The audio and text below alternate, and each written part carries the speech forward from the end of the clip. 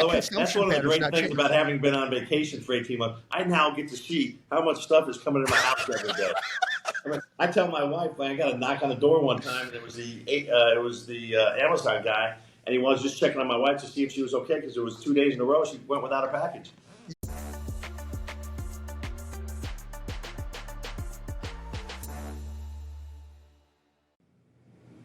Boom. Okay, we're live. Well, I'm glad we can get this going. You know, you've had a busy couple of days, so I think first elephant in the room is you're back. I'm back. back. In the game.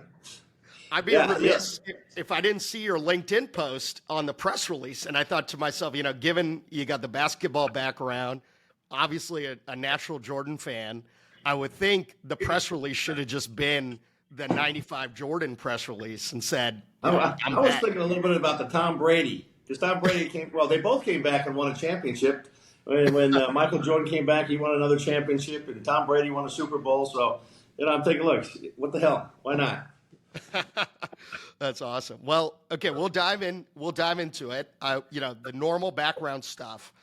I feel like let me dust off the old city analyst 811 Maine research, and I'm going to take a stab at the Trauber background, and then you fill in the gaps for me for what I'm missing. Okay, so from what I can tell, born in Connecticut, father was an immigrant, so you got that sort of eldest of five immigrant son mentality or energy. You sort of moved around all over the place, but graduated. It sounded like high school in Boston. Correct. And you were sort of between two schools for going undergrad. One was Rice, one was Northwestern. You go visit Chicago, and it's like 30 degrees or something. You go visit Houston, you're like, I like this climate a little better. Let me get down here. Decide to do undergrad. You play D1 basketball at Rice. Meet your wife there. You get married shortly after. You do 2 years at Anderson Consulting, then you end up going back. You go to Northwestern, so you go to number 2 school for your MBA. That's when you start getting into banking, which is, I guess, first Boston, now what you would call Credit Suisse, or I guess that's merged now too, but Credit Suisse. And then you try to find your way back to Texas as soon as possible. So how many years are you up in New York? I was up in New York for about 1.5 years. Oh, not that long. Okay. Not so that you long. You make it back down to Houston, or it sounded like Dallas. Actually, I came down to Dallas first for 3 years. That was where the opening was. Okay. And then you make your way down to Houston. A couple more years, you move over to Morgan Stanley. And then you move over to UBS. Post-financial crisis, UBS is reevaluating how they think about the banking business versus the wealth management business, which was always their core bread and butter, probably still is today. And you move over to Citi, which is when, call it a couple of years in, that's our start of our relationship there. And sort of Citi powerhouse for 10 years, particularly during 12 years, 12 and a half years, but close. 12 years. And effectively, we see sort of the rise of all the shale pure plays during that time frame. And then, the thought is you're retired, and now, 18 months is sort of long enough for you on the sidelines. And now you're back in the game here at Moelis. So now what did I miss? What are we missing? So that was actually pretty good. I'm surprised you had so much of it correct. I think I would, just to fill it in, and I'm sure your listeners will already be bored with all of this. My father was an immigrant, but he was also an Olympian swimmer. Yep. I think that's what gave me, when I look back at it, that's what gave me a lot of my competitiveness. When I grew up, he was kind of one of these negative reinforcement guys. Nothing was ever enough. And I'd come home from a basketball game and had scored 30 points and done this and that, and he'd ask me about the 2 free throws I missed. Right? And so that's where I got it from. That's, today I think a lot of people think I'm hyper competitive, but I got it from playing sports, and I got it from my father growing up. The other thing, I did work at Morgan Stanley in the summer of my 2 business school years, and ultimately decided to go to Credit Suisse. Back then, the first Boston corporation. Interestingly enough, Morgan Stanley wanted me to be in the corporate finance department. I really wanted to be in mergers and acquisitions. Back then, that's where it was. So went to Credit Suisse to be in there, what was at the time one of the preeminent M&A groups on Wall Street, run by Bruce Wasserstein and Joe Perella.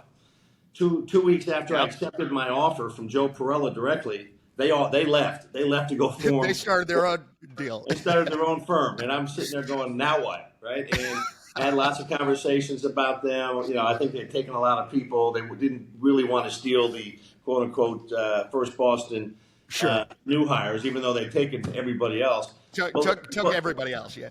But I actually still I went to First Boston. I worked for a guy by the name of Jim Maurer, who was one of the legacy senior M&A guys there. He stayed behind, and I was in the M&A group. And candidly, they needed me really badly because they lost everybody. Wow. And I would tell you, I started in August of '88, and that first Thanksgiving there, well, right before that was the RJR deal going on, right? Barbarians at the gate. Yep. And I was one of the first, as you recall, there were three bidders. One of them was First Boston as a bank. They were going to take the whole thing private and $25 billion LBO, which at the time was absolutely massive. Yeah. The LBO today, it'd still be big. But and my first assignment really was to value the Oreo brand cookies. That they had a lot of different brands. As a generalist M&A banker, that was my first job, and I remember. I was one of like three bankers originally put on it, but once we really got serious about it, a whole swarm of bankers jumped into it. I remember spending my first Thanksgiving at the office at First Boston. My wife's going, "Holy cow, what did we get ourselves into?" You can't even have Thanksgiving at home. But that was kind of the early days, and I did stay there for a couple of years. Ultimately, decided I was going to move to Texas to really put my wife in a position if we were going to do this crazy business with the long hours and lots of travel. And put her in an environment. She'd been born and raised in Houston. Put her back down there, and so I went back to Texas. Originally, first in Dallas because that was what the opportunity was at Credit Suisse, and then they consolidated their office. They had a very strong Texas office way back in the day, and then we consolidated into Houston. They shut the Dallas office. All of a sudden, all of Credit Suisse team, the First Boston team, moves to Merrill Lynch, and two of us had come from Dallas. And I was just a vice president at the time. There was a managing director that was there. Was thinking this was the opportunity for him to run the office there. So he actually stayed behind. I was getting calls from back then a guy by the name of Rick Gordon and Sam Dotson, who were very well known at the time in the energy business, saying, "Look, are you coming to Merrill with us or not?" Everybody else has left. I'm sitting there trying to figure out if this guy's staying or not because I had come from Dallas with him, and so I ended up going to Merrill Lynch. He ends up, the guy that I had come down from Dallas to Houston with decides to stay at First Boston. So I'm at Merrill Lynch for one day and I go back. And I go back to work for him. I mean, these are crazy days, right? So that was there. And then, First Boston had some tough times back then. They always had, seemed to have periodically major credit problems and major risk issues. Obviously, you can see what they are today. They had to be merged into UBS just to save what they had. And back then they had similar problems. It was called the burning mattress deal at the time because it was a big mattress company that had over-leveraged, and they ended up holding all the bonds, and it was a very difficult situation for them. Anyway, Morgan Stanley came knocking and said, "We want to open up our first Texas office." And so we all moved over to Morgan Stanley at the time, very strong firm, great firm.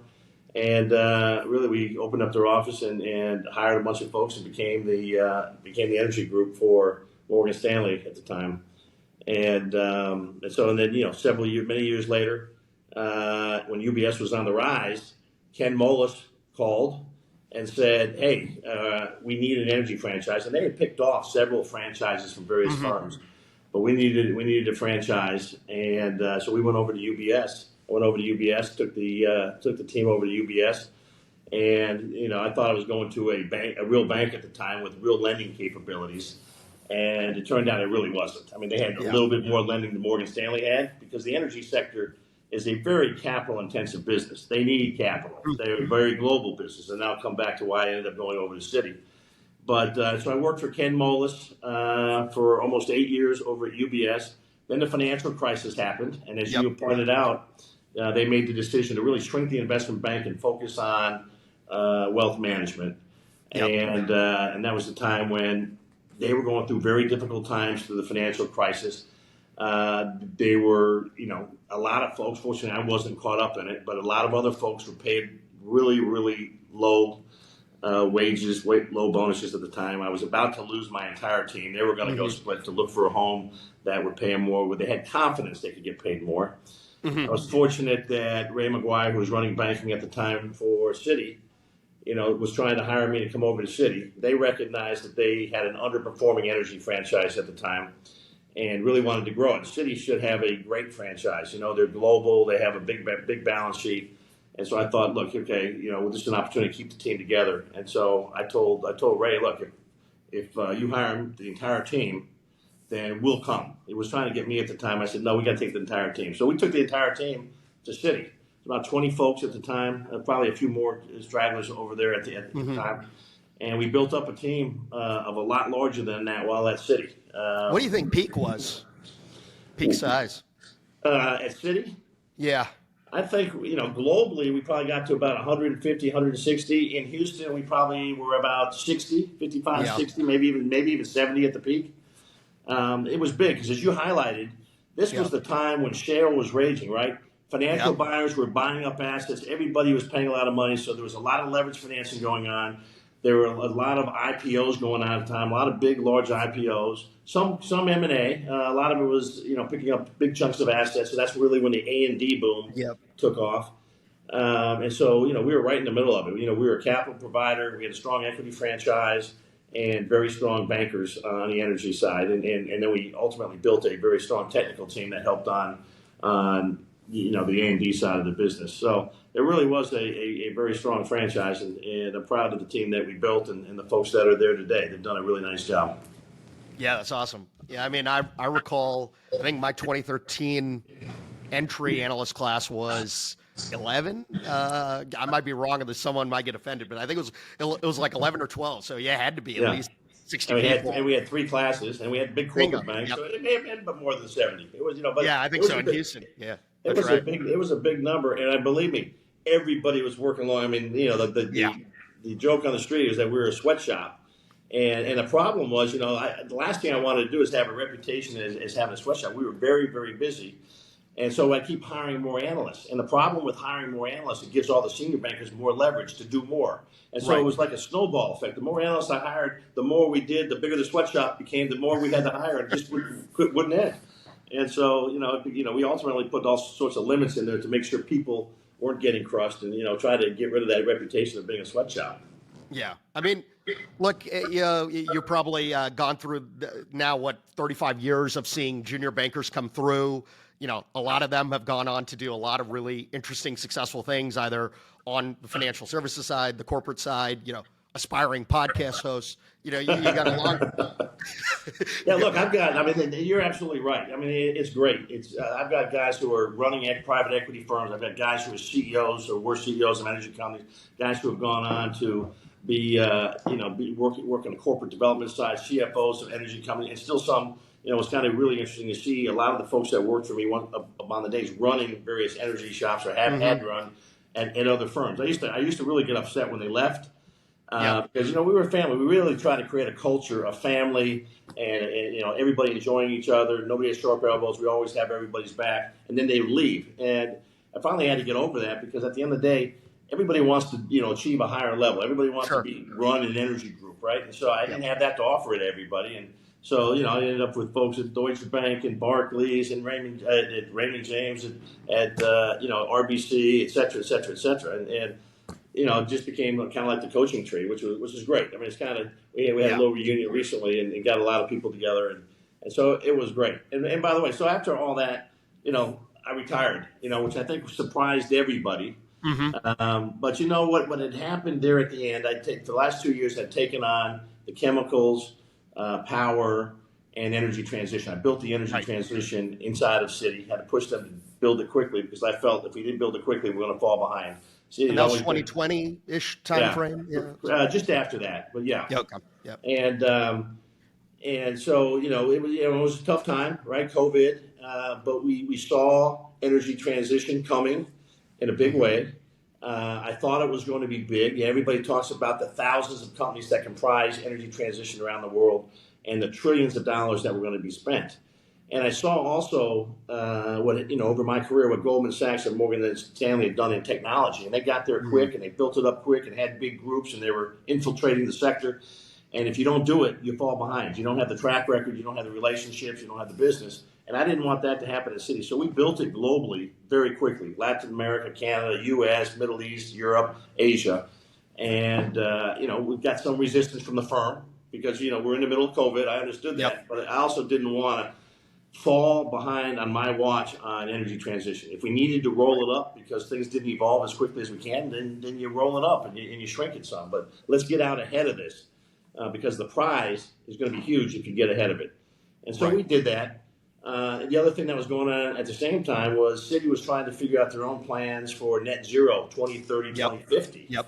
Right? And the first three sectors that they looked at within city were power, chemicals, and energy. Of course. So guess what? I had to spend a lot of time with outside auditors, compliance, and industry experts to figure out what was our plan to get to a net zero by 2050 and a glide path in 2030 that was going to be used as the prototype for other sectors. So you factor all that in. I'll be honest, I got worn down by all of that. I understand the need to do it. I think there's still a lot of people that don't fully understand the energy ecosystem and what it takes to do that. But in any case, we spent a lot of time working on that. And, I went on vacation. My wife took me for my birthday over to Europe for my 60th. And, we were there for a week. And half the time I was there, I was on board calls. Yeah. We had already started talking about when we were going to retire. And, we started working with our family, estate planners and stuff and figuring out how to, move assets into our kids' accounts and stuff like that, legally, I might add. When all that happened, I came back and said, look, I'm done. I'm ready. I'm done. Yep. And I was really done. I was done from banking. I thought there were other things to do, but I wasn't sure what they were. And I knew I wasn't going to be able to explore them unless I got out of banking. Because banking, as you know, is a 24/7 job, especially when it's a big global, big franchise and many franchises at the time. So, I got out of it. It was a surprise. I got to tell you, one of the toughest days of my life was announcing that I was leaving in front of the entire energy team. Sure. Because many of those folks were there because of me, because of what we had built there as a team. And they just were like in a state of shock. I mean, there were a couple of them that were in tears. I mean, it was like, and it was, look, I was thinking, hey, this is a great opportunity for others to step up. Great respect. That's what happens in banking, right? You develop over time, you step up. You're there when an opportunity exists. And it was more a state of really, probably a little bit of shock. They were surprised. We hadn't been talking about it to the team for a long time. And, it was that. Everybody came to my office and said, you're kidding. No, I'm not. And so we left. And, then I set out to figure out what I was going to do, which was interesting because, when you've been running as hard as you have to run in this banking to get to the levels I was at, it's 24/7. You got things going on all the time, all around the world, and all of a sudden the music just stops. Right. And I really, I told people, and I think there's an element of this. There's a PTSD syndrome that, just because you just go in your mind. I didn't realize this. I really didn't. This is the thing. I woke up in the middle of the night a lot of times thinking, what am I doing? Where am I supposed to be? Who am I supposed to be calling on right now? What's going on? And, you just, you don't want to read the paper the next day for fear of a deal getting announced and you were involved in it. And then I have to remind myself, wait, I'm not doing this You're not anymore. in the game anymore. I don't have those pressures anymore. Yeah. And, my wife used to tell me all the time, look, I used to say, I'm not stressed. And she goes, you're always stressed. I said, I'm not, and you realize the reason you don't feel stressed is because the stress levels don't go up and down, they're constant. Right. So you don't feel like you're stressed, right? And if there was volatility in that level of stress, you'd feel like when you were highly stressed and when you weren't stressed, it was always stressed. And so it was probably a good time to have taken off then in hindsight. Yeah. And I needed to let some of that settle and get behind me. And I played a lot of golf. It was great. I met, it was interesting. I wanted to do nothing for 3 months. But everybody was coming to me with ideas. Everybody thought they had an idea. Hey, be an advisory director here. Come do this with me. Do this. At the end of the day, so I was meeting with lots of people, even though I said I wasn't going to do anything for at least 3 months. So I was occupied all day long. And ultimately, there was nothing really that smacked me in the face and said, this is it. I mean, I looked at opportunities in sports. I looked at opportunities in the corporate world. I looked at private equity, venture capital. I looked at a lot of different things. But, given where I am in my career, and it really had to be something special. There was nothing. I really was hopeful that there might be something in the sports world. And I'm a huge sports aficionado, big time basketball fan. And I thought there'd be something in front office someplace, do something like that. And look, I can understand. I'm a 60-year-old guy who's never done it. You got to come in, and what are you going to do? So anyway, it was great. And I had a lot of banks over the course of the last 18 months come to me and say, no, you're not done. Come work here. Here's a role. Some of it was full-time running things. Some of it was being an advisory director or just come in and help develop our group. I really didn't want to do it. I really tried to resist for a long time. It was interesting because I went out a year ago. I was going out to a venture capital fund annual meeting I got invited out to, and it was out in Los Angeles. And so when I was in Los Angeles, I just picked up the phone and I called Ken Moelis, who I had known obviously for a long, long time. Yeah, obviously, yeah. The one thing I didn't say earlier is when I came to Citi, the other place I was contemplating going was to Moelis Company before it went public. Got it. He'd given me a phenomenal offer at the time to come open up their Houston office and run the energy franchise. And look, even back in hindsight, I probably made a wrong financial decision because they had gone there and see what happened to the stock and what. Big chunk of a public investment bank now. Yeah, he's done a phenomenal job. He's got a $4 billion investment bank. He started from scratch. So kudos to the team there. And but look, I went to Citi, built a great franchise there with the help of all my teammates, and I don't ever want to put it on me because at the end of the day, I'm all about the team, and it was a lot of people that it took a lot of sweat and equity and a lot of hard work to get to where that franchise got to. But at the end of the day, I was out in L.A., and so I picked up the phone and called Kenny, and I went to his house, and we were just talking about estate planning and a lot of things about the kids and grandkids and I left, and I went to the annual meeting. I came back, and about a month later, I got a call from Jeff Raich, who's one of the co-founders and president of Moelis Company, and he said, "Steve, I heard you went to go see Kenny," and I told Kenny that nobody comes to see you if they're not looking for a job. So I just wanted to see if Ken misread this because he said, "No, you were not looking for a job; you were done," or whether you were really looking for a job. And I said, no, I was not looking for a job. I was just coming by to see Ken, somebody who I had revered and worked for a long time and had done a great thing. And look, I got to be honest with you, Ken is one of the absolute greatest investment bankers there is out there. I can tell you all kinds of stories about some of the stuff he did to help us achieve transactions and a lot of stuff he's done. When you look at his advising Aramco on their IPO, and when you look at the fact that they've done 15 deals with ADNOC over the last year, I mean, they have these strong. It was not written in the Wall Street Journal just a couple of weeks ago. They crushed it in the Middle East. The strength of the Middle East. I mean, who would have thought this little guy, this guy from L.A. who starts his investment bank is going to dominate Middle East energy investment banking? But they have. And anyway, I said no. But he said, look, if you ever want to come back to banking, you've always got a job with me. And that was great. And in the meantime, some big banks had called, some other boutiques had called, and I said, no. I did tell Ken, no, look, if you're going to build out your bank, here's a few people that you should look at. And, one was a guy from our energy transition team at Citi who was looking to go to another firm. He'd been talking to a bunch of other banks. And I told them, don't go until you talk to Ken Moelis. It's a great platform. You need to at least go explore that. Long story short, he ends up going there. And then Ken calls me up and was talking about upstream bankers. And I said, look, you got one of the best teams on Wall Street. Technically, guys, every client loves these guys. You need to go talk to them. And, they weren't completely satisfied with what they were doing where they were. And he met with them and he hired them. And, those two bankers, Alex Burpee and Mohammed Lagari, and it was announced when I got announced a couple of days ago that they're starting on Monday. But, Moelis put back the entire franchise, a lot of the pieces, folks I'd worked with, and so they all started calling me and said, "Hey, we need a fearless leader." And so Ken talked to me, and I said, "Look, 18 months on the golf course has been great. I really did enjoy it, but I can't do that for the next 25 years. I mean, Let's face it. When you've been a banker for 34 years, you've got a certain DNA, you've got a certain competitiveness. You're watching the transaction after transaction in the sector go by you." And said, look, and by the way, I got a lot of clients I was really surprised. A lot of clients called and said, look, we've got a lot of good people in the sector, a lot of people that can, run NAV models and do this. What we don't have a lot of people that have the level of experience you've got, the number of transactions you've worked on, the amount of boardroom experience you have to, we candidly need you back. We want you back. Yep. And I was very humbled. It was huge compliments. But I said, that's great. But these guys are all very good. You're getting lots of deals done without me. You don't need me.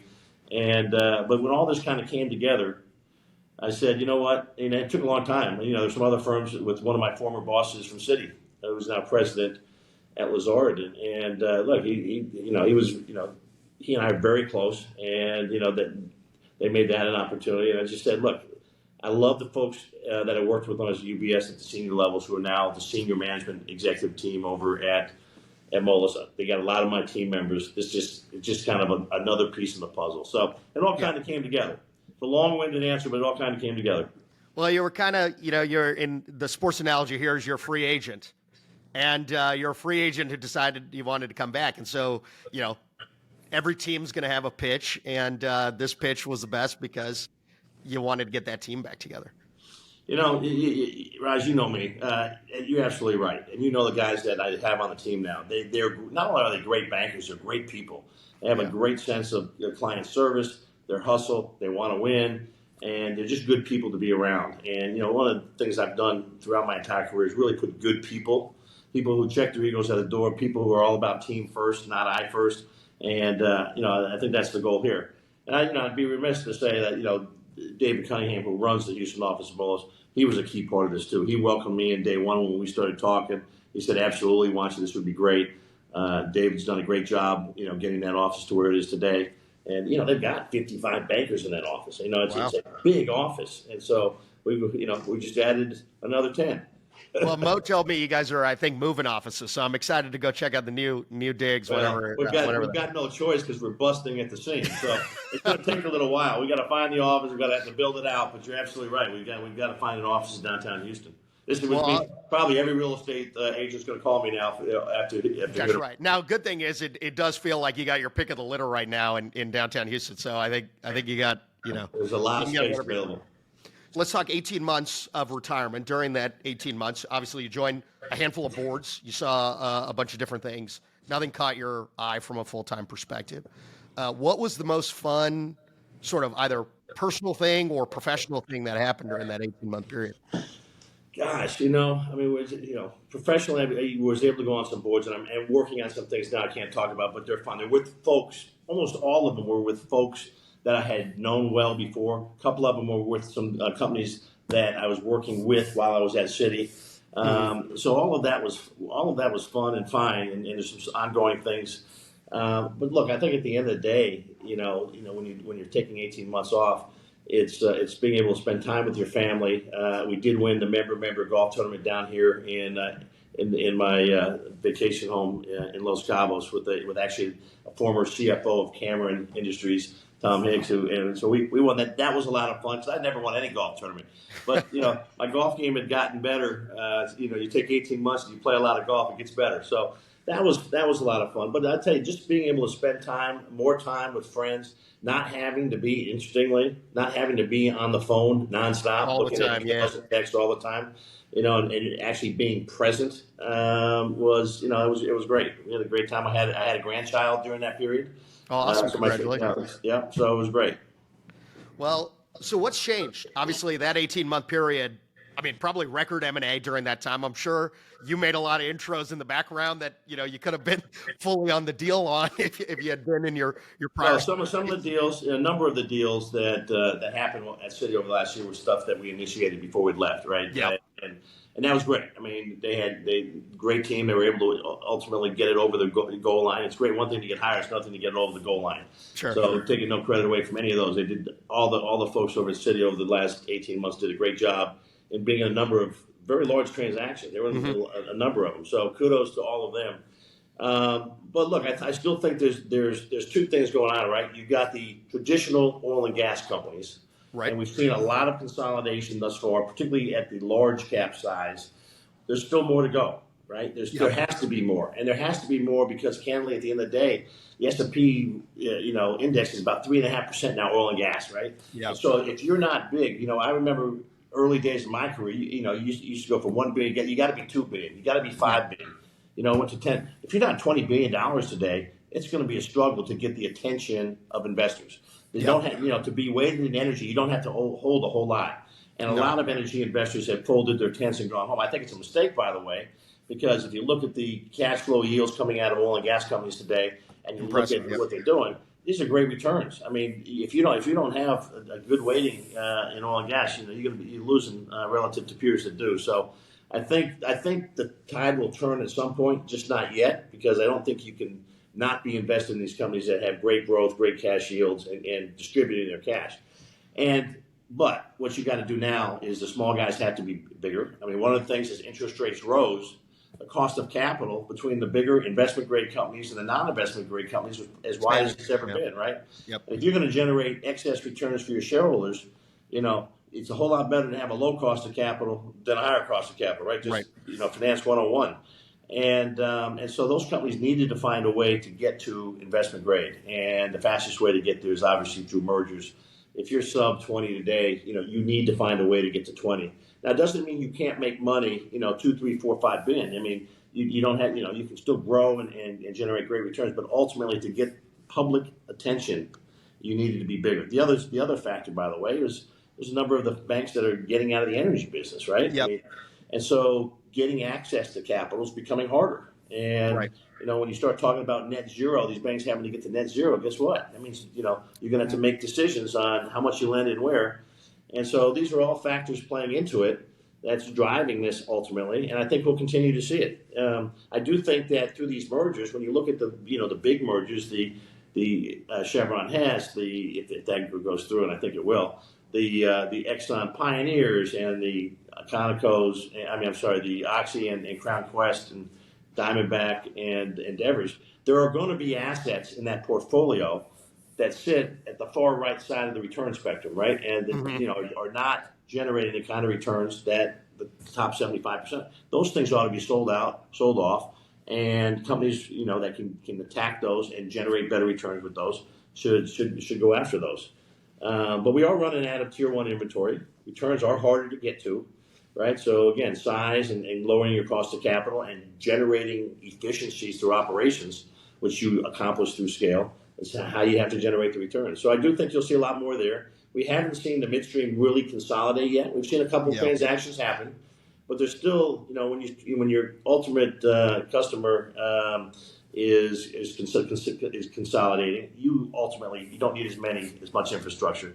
And by the way, the infrastructure we're going to have to build out ultimately when we have an administration that allows us to do so is going to be costly. The cost of maintaining this, it's now 20 years old, 30 years old. Cost of maintenance, the cost of making sure we don't have emission leaks, etc.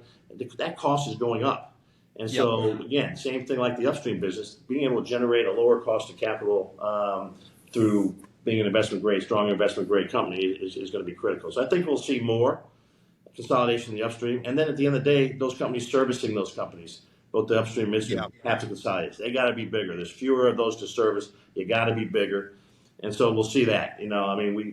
The biggest guys, there's really not a lot of consolidation that can happen. They're already big everywhere. They've got market share issues in that they're too big. But there's a lot of companies that are sub $2 billion that are going to have to find their way to consolidate, or they're not going to get any attention by the public market. They trade at very low valuations.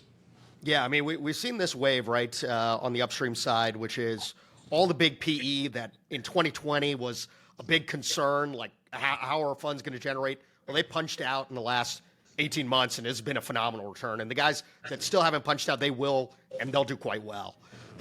And then you're seeing all the public market consolidation. Feels like that wave, to your point, will continue. Midstream will probably follow suit thereafter. And then the second order effect, it sounds like, from your perspective, is some of the non-core assets will get shed off. And the question then becomes, who's going to buy that? Are the funds going to be able to raise enough institutional capital to go chase down those opportunities, or is that going to go to a different class of capital? I think it's two groups of investors. Number one is there are still a few funds out there who have been highly successful. The Quantums and the InCaps and the Pearls and the Cornelians and the Riverbends, et cetera, very successful, generated great returns, and they're able to continue to raise capital. Maybe not at the levels that they once could, but they're still able to raise capital to reinvest in those things. But you also have those companies that are on the fringe that are really trying to make it, that need to add assets into their mix so that they can scale up themselves. They're big enough to get attention from somebody else. Exactly. And so I think those are the two buyer universes ultimately. There are some family offices, Canada, that are starting to kind of come together and look at some of this because the returns, like I said earlier, are fantastic. And, right.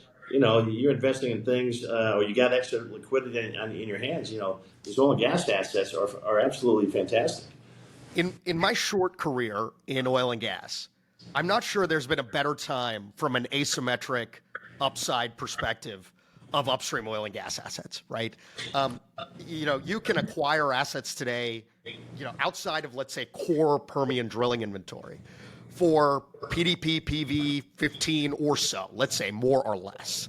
At today's interest rate environment, you'll be able to put some leverage on it, let's say nothing too nuts. But there's almost no way you're not going to get your money back. And you have a levered upside to the future. And to your point, we're sort of out of the tier one drilling inventory. It's kind of gone.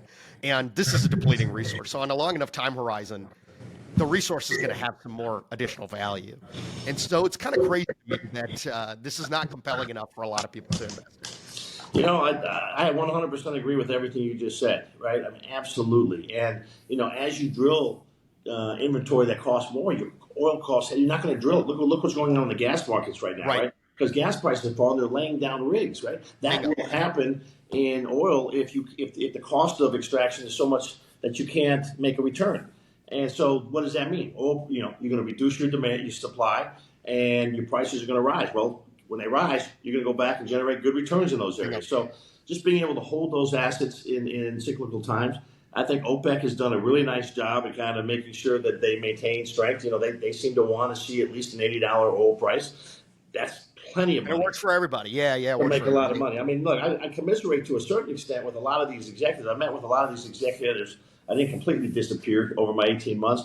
And they're saying, Steve, it's really hard because I can generate at these kind of oil prices, 70 to 130% rates of returns. And yet I'm paying down debt. I'm paying down, I'm paying down 6, 7, 8% debt. That just makes no sense.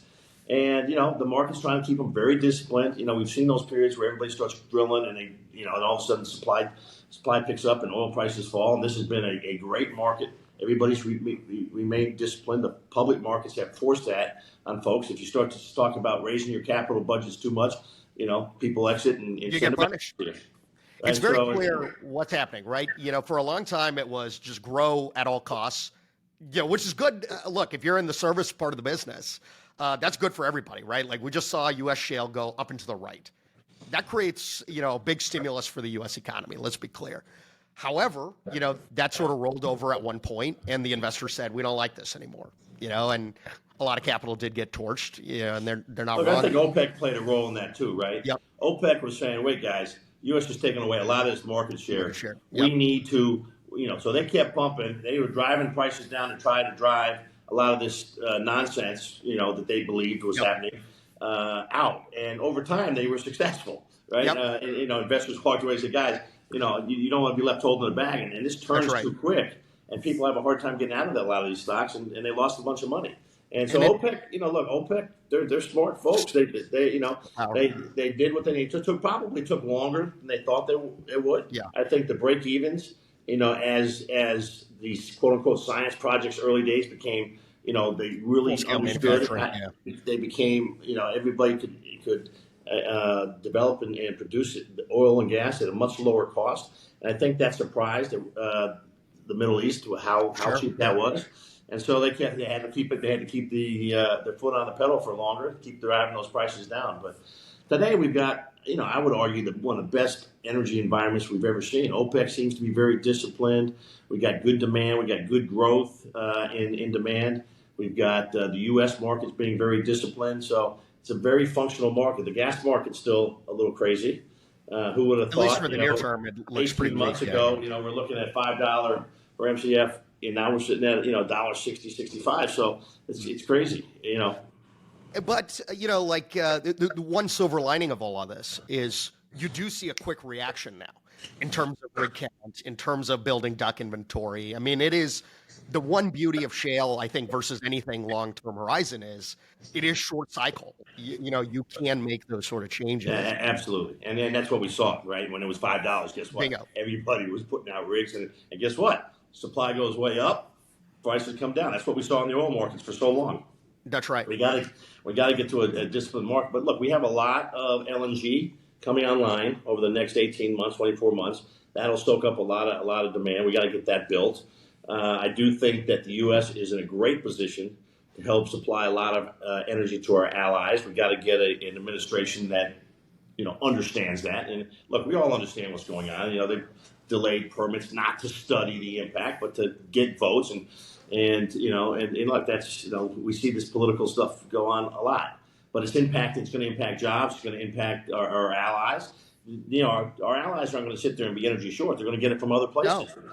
Get Other guys are taking advantage, right? Like you saw a big Qatar announcement. They're going to expand. That's as of last year, I think the U.S. and Qatar are effectively tied, right? And their plan is to go to 85% increase by the end of the decade, right? Absolutely. The United States probably should catch up with that, but things are taking longer. The permit timeline doesn't help. But the Gulf Coast is arguably the best place in the world to be exporting LNG out of, right? Absolutely. And it will continue, and jobs will continue, and it's just we got to get through this election cycle, which is crazy into its own right. But so look, that's fundamentally the oil and gas business. And the other side of what I'm doing is energy transition, which is a whole different world, right? I mean, yep. It sounds like this is just an unbelievably great market. Thousands of companies being created, trillions of dollars being spent. Mm-hmm. And when you look at the companies that are public, or you look at the ones that have been funded, there's a lot of heartache out there. I mean, there's a lot of companies who are down 60, 80%. Well, it shouldn't have been public companies, right? We had a zero interest rate environment. Obviously you had seen the number of SPACs that were involved. Everyone had an energy transition SPAC. And the reality is when things are at zero interest rate and investors are comfortable with zero revenue, that works. But in a world where we need those revenue and we need those projections to work out, you have inflationary costs and you don't hit those numbers. Well, everybody got euphoric, right? All the big investors are talking about ESG. We got to put all this money into it, pouring money into it, raising money for these funds. You look at TPG Rise raising $7.5 billion, and it's a race to how big can your funds be, and capital is pouring in. Yes, SPACs for sure, but there was coming in from venture capital, it was coming in from private equity, it was coming in from lots of places. And, you just got, like anything, when the pendulum swings too far, there's going to be an effect. And now we're paying the price for an effect. That's right. Look, there are going to be great companies created because of this. Yep. The IRA, I think the IRA is actually probably a good thing, notwithstanding it probably is you throw that kind of money at things, you're going to have inflation. But we ultimately are where we are today in wind and solar renewables because of the incentives that were provided back 10, 15 years ago, right? You got to work down the cost curve. You got to be able to scale up. There's going to, and that was in really two business lines, I'd argue. Today, we've got business lines across lots of things, whether it be biofuels and what was I thinking? You got CCS, US, we got biofuels, we've got hydrogen. Hydrogen was, another form of fuels, right? And everything hydrogen. I still haven't get my head around yet what can make money and what can't, and but look, we were there with wind and solar. None of it made money before without the incentives, and the incentives are there right now. We'll see what happens if we have an administration change or not, whether they stay in there. I guess you really need a Congress change, not just an administration change. But look, I do think I like to think I coined this phrase energy addition. A lot of people have said all of the above or whatever it is, but we do need in this world more energy so it can be affordable, that's distributable around the world where people need energy, where you have, developing nations that want to grow their standards of living. We're blessed in America to have the kind of standards we have. But there's 90% of the world that doesn't have that. And if they're going to achieve any kind of increased standard of living, it's going to require a lot more energy. And so we need it. And you called it, so this was, let's call it about 2 years ago. I think you had a viral post on LinkedIn, which was effectively like, more or less like, wake up, guys. We're going to need oil and gas, and we're going to need like it's not either, it's and, which was like I thought very well written at the time. It may be obvious today that we've sort of come to that conclusion, but at that time the assumption was, it's sort of either. And I thought it was well put. When you think about that now, sort of fast forwarding, how do you think about a traditional energy company participating in transition, or let's call it non-oil and gas today, right? So we have a fairly healthy energy economy in the U.S. So, you're seeing the consolidation. How do you think companies ought to play that? Look, I think first and foremost, every energy company should be looking at their own existing operations and trying to do what they can to lower emissions. Methane detection, et cetera, flaring, all these things should be able to go. We have the technology to eliminate that, to prevent a lot of that. That should be standard. That should be, base level. Right. As it pertains to other forms, whether it be, things like CCUS, whether it be hydrogen, whether it be other forms of energy, biofuels, look, I think that needs to be played at the companies that are large, that have cost of capital advantages, that have plenty of access to capital, that are global in nature, that have a lot of the engineering, material sciences capabilities internally, R&D capabilities, so I think that's where it should be. It should be at the Exxon, Shells, BPs, Chevrons, Totals, Statoils, Oxys, the Conocos of the world, right? Those are the companies that should start that. And what I like about what's going on in upstream consolidation now is these companies are getting bigger. The ones below those, right? And so these companies can become one of those companies that can also take that on and can spend money because I do think those are the companies that ought to have extended. They are energy companies. They don't call themselves anymore oil and gas companies. It is across the board. It is their job, constituted by shareholders who invest in them to provide energy to the world, all of these companies. And it's not just oil and gas. How do we get energy to all parts of the world, like I said earlier, to raise your standard of living? So I think it's where it needs to be for the time being. Doesn't mean, are we spending enough in those companies? Probably not. These guys are making record profits. Could you spend a little bit more? Could you be, but they're look, I would also say, as much as we all know, and we live in the energy ecosystem, they're doing a lot more than we know. They've got all kinds of projects going on that we don't even hear about. So, we know the larger ones. They talk about the larger ones, what Exxon's doing in CCUS and what Oxy's doing. And, look, they're doing a lot, and they're doing more than we even know. So I think it's where it needs to be. I think they plan to be able to provide all sources of energy. I don't think they're just trying to keep it to oil and gas and, making sure none of this other stuff. If they can produce hydrogen cost effectively, and all of a sudden we can start using fuel cells and other things in transportation, and we can produce enough SAF, we can do biofuels. That's where it needs to be with the refiners. And by the way, large refiners too, Marathon and Valero, they play a big part of this as well on the biofuel side. So I do think it's where it needs to be. Everybody needs to take care of their operations first and foremost, and then they need to think about, how do I provide other sources? How do I grow other sources of energy besides just oil and gas? Right. I think, last few years, certainly the methane abatement, and sort of decarbonizing the operations has become far more cost effective. And the knowledge sharing around the upstream universe became quite obvious, right? Like the sheer amount of responsibly sourced gas and things like that, like massive emissions reduction compared to any of these sort of carbon removal type schemes, in my opinion.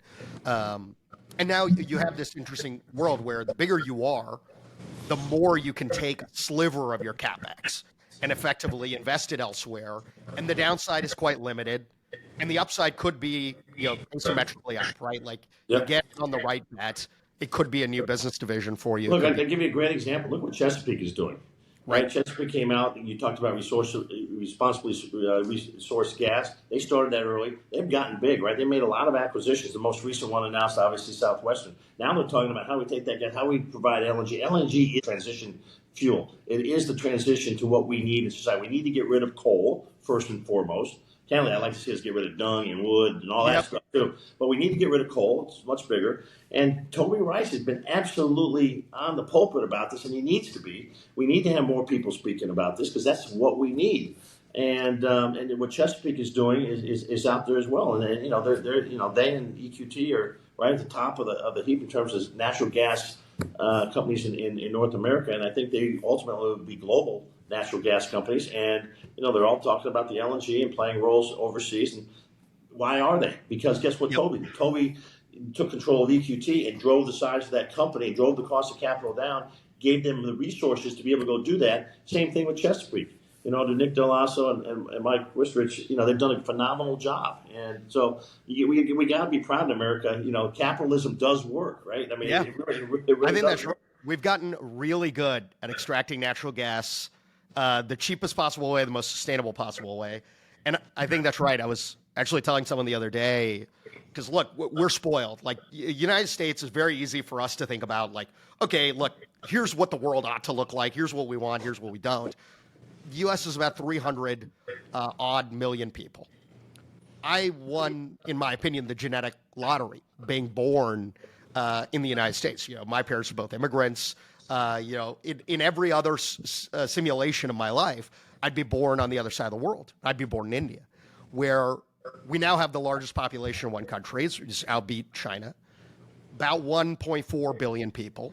And I think what's not really talked about is 1 billion of those 1.4 are 35 and under. So that's, about 3x the size of the United States. Yep. Is 35 and under on the complete other side of the globe. And they're all English speaking, and they want the United States lifestyle. And for that, they're going to have an incredible amount of consumption. And in order for that economy to be powered, period, forget about decarbonized, powered, they're going to need natural gas. And the beautiful part of that is they're going to decarbonize by consuming that natural gas, because right now it's coal and it's not the most efficient operation. Oh, look, you only need to go visit. I know you've been there. I've been there, and drive around in the smog, and it's from coal, right. and you need to do that. You need to. We can't. It's not going to do the world any good if we decarbonize in the U.S. and some, Europe and Germany. That's right. You've got China and India and other places, to continue with the coal plants and not, not transition that. So, you're 100% right, but we've got to have enough natural gas. There is enough natural gas in the world to be able to do this. There's a lot of places you can extract natural gas. Right. If gas is more than $1.50. Now in Europe, it is, right? But we need natural gas to be at a reasonable value to drive standards of living and continue to extract it around the world, right? There's lots of places you can extract it. I mean, there's trillions of cubic feet, off Turkey, off Israel, just sitting right there, to be extracted. And we need to do that. We need to teach. We need to take our biggest and best energy companies and do that. I think that's right. I think it is the last decade of figuring out how to extract natural gas at scale out of shale reservoir. Obviously, started really with Aubrey, I think, as sort of the patron saint of this. And now it's we can playing go into all kinds of great stories about Aubrey. We both had a lot of interactions with Aubrey, and he's one of the great stalwarts of this industry. We miss him a lot. Yeah. And that's paid an incredible subsidy over the last decade to the United States in the form of growth. It's effectively free energy for the U.S. Citizenry, as well as every large corporation. Which every big company today, look at the top S&P 500, is all big tech companies, all of which consume an incredible amount of power. And that's good for all of us, right? Like, we don't even think twice. But our lives have been made better because of those big tech companies. But if you look at look at Amazon, right? Yeah. Big computer centers, planes, trucks. They consume more energy than virtually any company. But Amazon is coming to every one of our houses every day. That's right. So, and it's not going to stop. I want the package in 4 hours. I want it in 4 hours. I don't really want you to put 3 different orders into one box because my wife wants it tomorrow.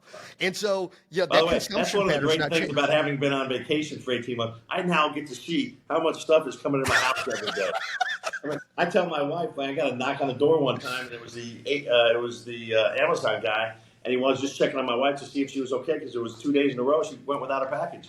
You were not retired. You took a new job, which was a professional Amazon box collector and crusher. You got to crush all these boxes and put them all onto the side. When the money stops coming in because you're not working anymore, and you see all the packages still coming in, immediately the money's going out. And hold it, what's going on? You're running too many rigs. Is a problem. Exactly. It's you're outspending cash flow. It's like the Floyd Wilson quote. Whenever everyone started talking about getting into cash flow, Floyd came on. He had some hard energy interview. I forget the quote was great. It was something like, "I've never operated an oil and gas business within cash flow. I sell it, and then all the cash flow comes in." Comes in at the end. It's like a baseball or basketball team. You don't ever operate those teams within cash flow. You get it when you make it when you sell it. That's right. Okay, well, a couple more here. If you were sort of thinking through, energy addition, I think we kind of know what's happening on the upstream oil and gas side, midstream side. You're spending a lot of time on boards, some with early stage businesses, a lot of them you're sort of in the clean tech area. If you were 25 again and you were looking to be on the founder side versus, let's say, on the banking side, what are the sort of businesses that get you really excited that you're like, man, I think there's an opportunity here?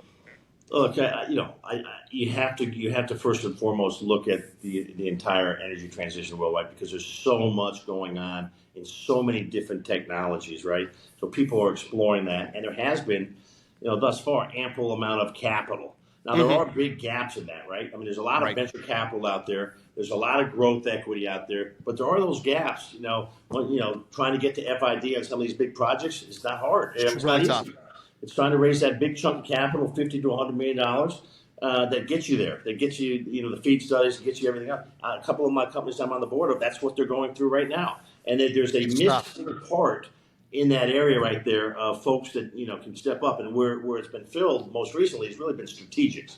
So if you're going to build a big SAF facility, you need to think about who are going to be the suppliers of the raw materials, who's actually going to build your facility, and who's going to be the off takers. That's where you got to go seek your capital to kind of get there. Because once the you off taker will say will come in and invest, because they're not going to get it if they don't invest, right? Exactly, right. And so you need that capital there. And then once you get to FID and the project's real and you got it, you can go raise the project financing. The equity holders come in; they can look at the returns, and in that part of the capital structure, that part of the phase of raising capital is pretty secure if you have a good returning project. But it's that piece in the middle that's been very challenging. So going back to your original question, what would you do? I'd be looking at energy transition opportunities. Where can I get in? What kinds of technologies? Now, the hard part is there's going to be a lot of money lost, right? There has been a lot of money lost. There's been a lot of technologies that have not worked to date. People are still trying to find, work up the technology curve and down the cost curve and trying to figure out how to make some of these things work. Hydrogen's a big part of that. People talking green, blue, gold, pink hydrogens. At the end of the day, let's just get the hydrogen out there and let's make it economic. And then let's figure out how to go from economic hydrogen to green hydrogen if you can, because green hydrogen is very difficult. And there'll be certain places and certain people that can do it. They're strategically located in various places that have easier access to wind and solar and things like that. But that's where I'd be focused. There's just so much opportunity, so much capital. It's exciting. You go into these companies and they have great, exciting. They're entrepreneurs. You go into any of these companies, by the way. Most of them are. You're right. They're 25 to 35. It's like the tech world. It is the tech world, right? Yep. And these guys have a dream, and they're living out their dream, and they want to go, build a company that's going to be a multi-billion-dollar unicorn, right? So that's exciting, and candidly, we need this in society. And I'm glad it's happening here, right? Like to date, I still don't think there's another country in the world where you can come up with a business plan and a slide deck and say, hey, I want to go disrupt XYZ industry. And the investor's going to laugh after the meeting's over. They say, hey, let's toss a couple $1 million their way and make a couple calls and see where this goes. That's exactly right. There's no better place in the U.S. You're 100% correct. And, you got a lot of entrepreneurial folks, a lot of schools teaching entrepreneurialism in the schools. And, whether it be for tech or whether it be for clean tech or whatever. And, I think that's going to be great for society. It's going to be great for the global society, not just the United States, because, many of these technologies will grow overseas as well. Have you've seen a lot of guys effectively probably start businesses, particularly, let's say, in the shale era. Start that business, you hear about it, they're nobody, and all of a sudden, you watch 5 or 10 years go by and they built a multi-billion-dollar business. And you've seen that over and over again, these founder-led sort of businesses.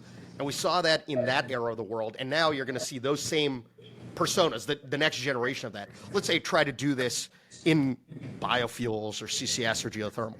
Do you notice any sort of traits from the guys that that you saw come out and crush it? Are they all wired uniquely, or is there a few things you notice that are about? It's that never dying spirit within them that says Yeah, they can do it, right? And they're going to face hiccups, they're going to face bumps in the road, right? And some of that may be figuring out where the next dollar of capital is. Some of it means I'm not getting paid because I need to put every dollar. I don't have money yeah, to get. And going to the management team and say you can't get paid right now, and but having that and working around the clock, and finding a group of people that just have it in their sense and in their souls that they're going to make this happen.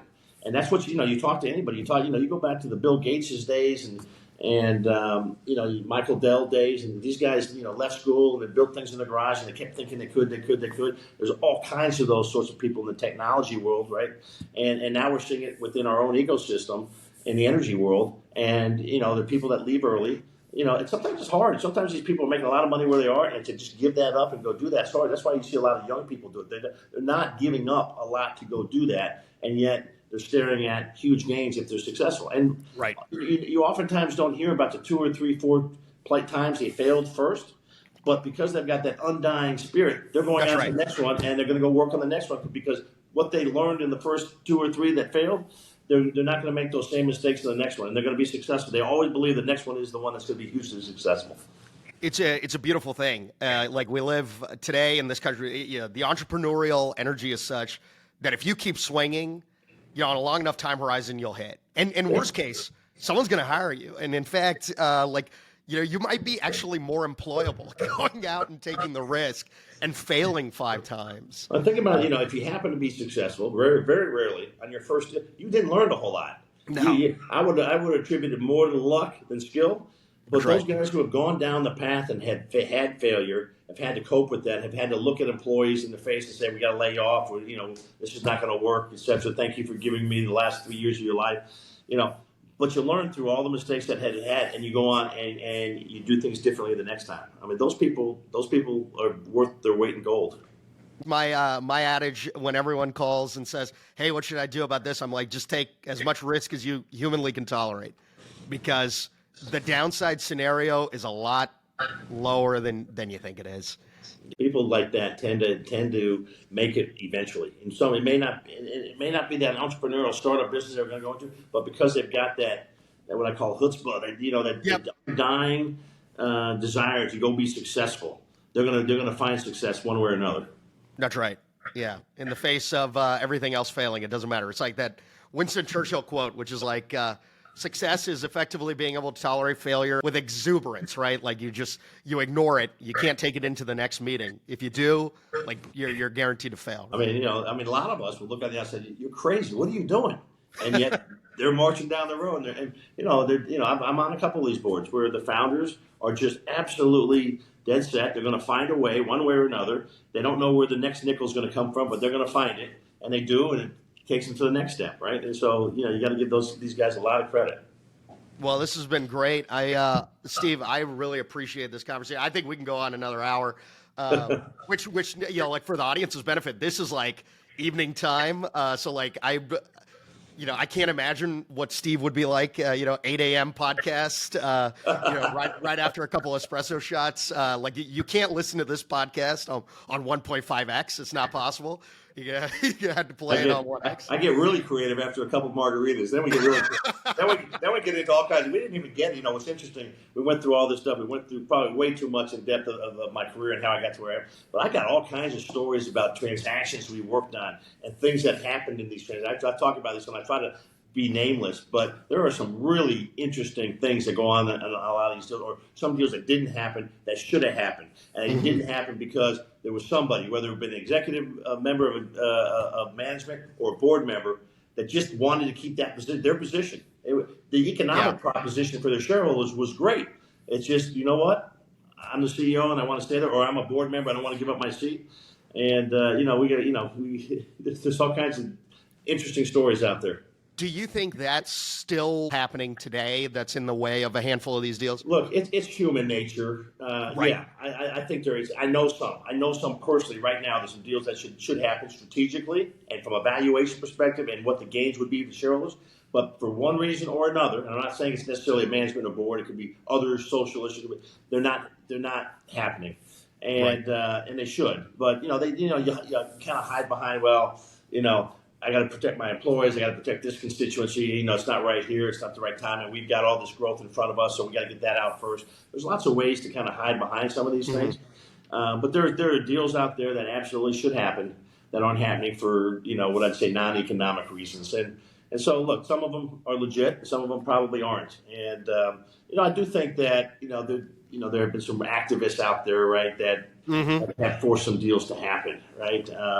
I think you saw Kimmeridge in some of these deals. Dell has been quite vocal, right? I mean, and look, the shareholder value to be created is almost they don't get supported if they're not if they don't have a real investment thesis that's going to create value, right? And so it's not always pleasant when you're kind of the receiving end of one of their letters and kind of telling you things to do. But you do have to look at these things and say, look, I got a board, I got a management team. We think through this all the time. But do they have a point? Is there something else we could do to create value?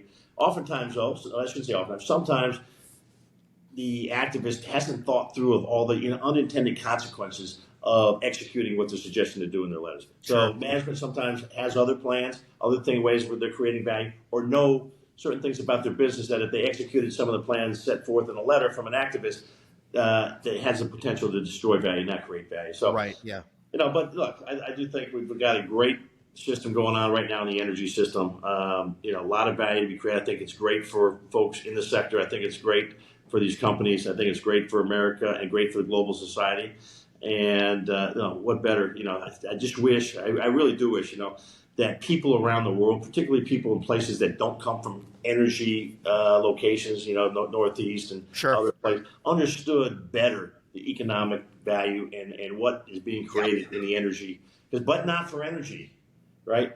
Yep. None of what we're doing here now, none of what we're wearing, how I got here, how you got here, transportation. We couldn't have any of that. We couldn't turn on the lights. So people don't want to think about that. And Chuck Yates and I have talked ad nauseum about this. Here in Oklahoma City, Harold's done a good job of trying to support. Harold's been fantastic. Yeah. I spent a lot of time, a lot of breakfast brainstorming with folks. Like, what do you do? What can you not do? And the conclusion I've come to is, I think the more, let's call it non-anti-oil and gas content. So that is just, it doesn't even have to be pro-oil and gas. It's just, practical about where our energy comes from. Kind of like this conversation. Content that exists, that's the only thing you can really do. Because in the absence of all this content, it's just not going to be there, right? And the hope is that ultimately someone who has no idea about energy stumbles upon this audio or a piece of it and says, oh, that's really interesting. I didn't really fully appreciate that. That might be something I want to spend some time and get to know. And look, there are some guys out there, Schellenberger, Alex Epstein. He's got his energy talking points, which is absolutely fantastic. You can log in. And it really supports, why we need energy. People need to look at these things. You can disagree with some of the points, but you need to understand what those points are. And so, there's people that spend their, waking days doing just that. And we need those people in the energy business. And I get excited about that too, right? Like everyone talks, net zero 2050. That's going to be my entire career, right? So for me, I'm like, well, if we're going to have to transition our entire way of powering the planet while also simultaneously growing energy for a long time, what better use of my time or career on this, planet is to be in a fun industry like that, right? I can think of a lot more boring things to do every day. Absolutely. And look, Raj, you're what you're doing here, and I've seen some of your other podcasts, and going to what you said, which is allowing people to talk about it, using it as an education tool for people that maybe don't understand it as well. It's fantastic. We need more of that, and kudos to you for taking the time to actually go do that. Well, I appreciate it. And look, it wouldn't be possible if guys like you wouldn't come on. So I appreciate you coming on. Let's do this. Because I feel like we could have a really good follow-up here. Let's do the next one. I don't know, 6 months, 12 months out. Try to do it in Cabo and do those 2 margaritas. We'll bleep out whatever we have to. And, we'll sit by the pool. We'll have margarita, and we'll talk about good stories. Yeah, let's make that one a storytelling podcast and get a little group together. I think it'll be fun. That'd be great. That'd be a lot of fun. Okay, if anyone wants to reach you, that normal channels, what's the best way? LinkedIn, obviously, you're LinkedIn fairly can active always there. reach me. I have a lot of people that do that. Stephen.Trauber at Moelis.com. Look, I'm out there. I talk to people all the time. People reach out. I can't tell you the number of people in school that want to learn about the sectors we're in, right? And they reach out all the time, and I take the time because we were there. We were those people once upon a Yep. time. Somebody did something for us, and I think we all need to learn from that, is to reach down and help educate folks about the energy industry. They're being told a Yep. lot of things that aren't true. We need to be telling people what the truth really is. Yeah, it's remarkable how much of a difference that one conversation might make. When you're a college kid, you don't know anything about what you want to do and what's out there. And if someone takes the time, that half an hour has the ability to tremendously change someone's career trajectory. And for me, I'll tell you this. I would not be in Oklahoma City spending time thinking about the oil and gas industry, spending time thinking about energy transition addition, all these sorts of things, the luxury of getting to visit with guys like you and various other executives and had that great fortune. Had I not been at the Houston, City Energy Group, spending time on these sort of categories. I mean, I had no idea. I had a couple of different offers. Much like you, I had an offer from New York, and my thought was, look, I got my parents out here in Sugar Land, and I said, oh, it'll be nice to stay close to family, and they're going to pay the same between New York and Houston. I'll stay in Houston, and that seemed to be an arbitrary, decision, and summered and decided to stay, and so I wouldn't be in this industry without that experience. Absolutely not. Well, So it's look, been the great. industry is better for having you in it and for doing what you do. So thank you. It's been great. I've known you all these years. It's been great to catch up here. And like you said, let's do it again. Absolutely. Well, thanks, Steve. I'll catch you soon. All right. Thank you. Take Take care. care. Have a good one. Bye. Bye bye.